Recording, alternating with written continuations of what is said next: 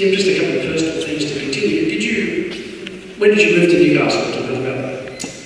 Well, I'd spent 5 postings here in total at the Ref Base of Williamstown, so my first posting was in 1979, and I think when I came back from London in 2005, we've been here ever since. So overall, I think it's about 18 years into my life in Newcastle, on and off because of my military career. When did you decide you wanted to run for state politics?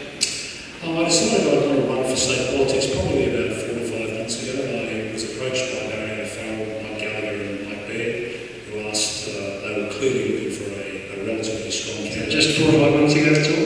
Yeah, that's correct. I was clearly, as I mentioned earlier, I'd only been out of the military for 18 months, and I made a commitment to an environmental business to get them moving, and I pretty much completed that task. So the opportunity arose, and I've made a commitment to do so. As we've seen, the other 3 people that you're sitting with are all public figures to a large degree or not. Is that an advantage for you? Is it a new set of eyes, or are you sort of behind the ball because no one knows you the way they've been only the 3? I don't consider it an advantage or disadvantage. It's about how you are as a person. It's about, I think, strong leadership and a level of integrity. Public office is nothing that is unusual to me. I've done a lot of dealing in the public sphere all over the world, essentially, with very high at the diplomatic level and also the political level. So I'm not really in any way afraid of that. I just think I bring personally a set of skills in terms of integrity, strong leadership and stepping out into it. I don't know if people have seen your television advertising campaign, but it shows, has everyone seen it, the pop-up books of Newcastle, with the old rusty Newcastle and the new green-looking Newcastle that comes through after that? Yeah. And I think we have a screen grab from it here, and you'll see the blue object at the bottom, which is a light rail train, I think. Is that right? That is correct. Okay, so the Liberal Party's position on rail in Newcastle at the moment is what? Well, and you've heard me personally say that I personally favour light rail. Barry O'Farrell stated that he clearly personally favours light rail in the end game. I think there is a staged approach to get to that. I mean, let's go back to what it's all about. The reason we're talking about the rail line is about opening up the foreshore to the city. That's the clear objective why we're talking about the rail line. My view, as I said, my personal view, that is in the longer term, I would like to see a light rail option in the city, but there are staged approaches to get to that. But that's not happening at the moment, is it? I know it's not happening. Clearly it's not happening at the moment. No. So we're going to see more transport announcements from you between now and 26? That's correct. Yes, you will hear that. You can't tell us what it is though? Not as yet, but you will hear a wonderful announcement tomorrow. Tomorrow? It's nearly tomorrow now. We're sitting here till midnight then. I'll give you a sneak preview. You're the first to hear this. We will be announcing tomorrow $25 million commitment to the university to move it into the city, and there'll be a few other announcements that come along with that, and that won't be the last in the next week or so.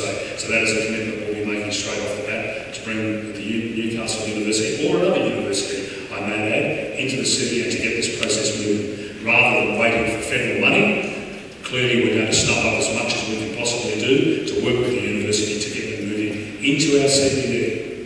So isn't it?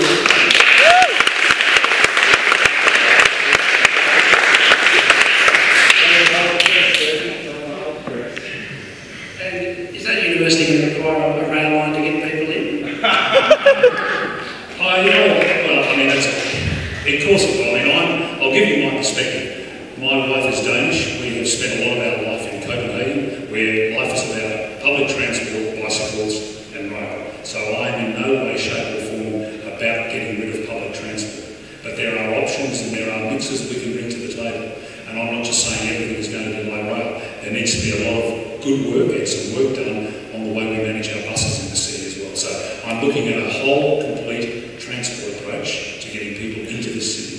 But first thing we've got to do is it's about rejuvenation of the city. And as I've mentioned in many forums so far in this political campaign, it's about getting people into the city and it's about getting investment into the city. And they're the key things that I will be following. Assume that Barry O'Farrell wins government and assume that you win the seat of Newcastle. How can you stop the Liberal Party from turning its back on Newcastle again and just ignoring it as well, I think it's probably obvious to everybody in this seat. When I first started this campaign, I asked Barry O'Farrell and the Shadow Cabinet, with the other Liberals, for 3 key things that we needed, particularly for the Hunter and for Newcastle. The first thing was to have some money that we could work with to actually get this process done. And you will all be aware he's committed $350 million to an infrastructure fund to start that process off. Our second line of endeavour was to have a return of more money that we generate out of this part of the world back to our city. And you would have heard Andrew Stone make an initial commitment of $160 million as a revenue back to the region. Now that is a perfect example of his commitment to this region. $500 million has been put on the table, and we're not even in government. So that's our commitment. Spoke to